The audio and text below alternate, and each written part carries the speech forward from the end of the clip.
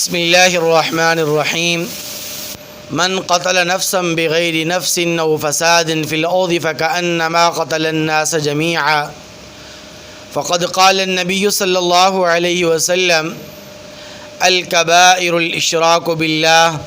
وعقوق الوالدین وقتل النفس والیمین الغموس صدق اللہ العظیم۔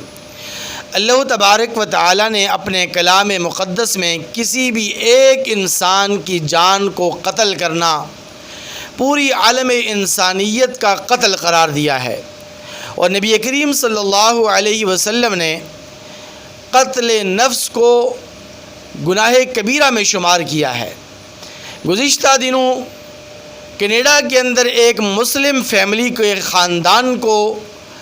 ٹرک کے نیچے کچلا گیا اور سرعام ڈرائیور نے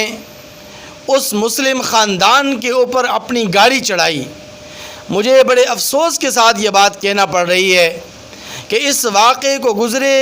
کئی دن ہو چکے ہیں، لیکن آج تک نہ مغربی میڈیا نے اور نہ ہی پاکستانی میڈیا نے اس قاتل کو دہشت گرد قرار دیا۔ ہماری مسلمان بہن ڈاکٹر عافیہ صدیقی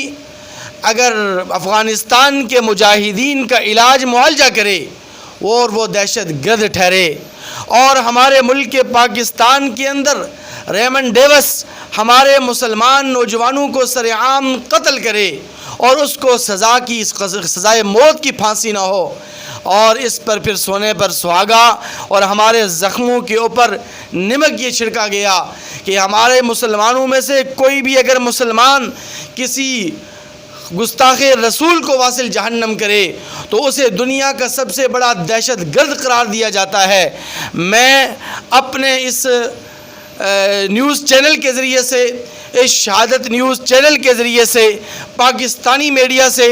اور مغربی میڈیا سے یہ مطالبہ کرتا ہوں کہ فوراً اس مسلم خاندان کے قاتل کو دہشت گرد قرار دیا جائے اور پھر اس کو سرعام اسی چوراہے کے اوپر پھانسی دے دی جائے، تاکہ آئندہ کسی دہشت گرد کو اس طرح کا قدم اٹھانے کی جرأت نہ ہو۔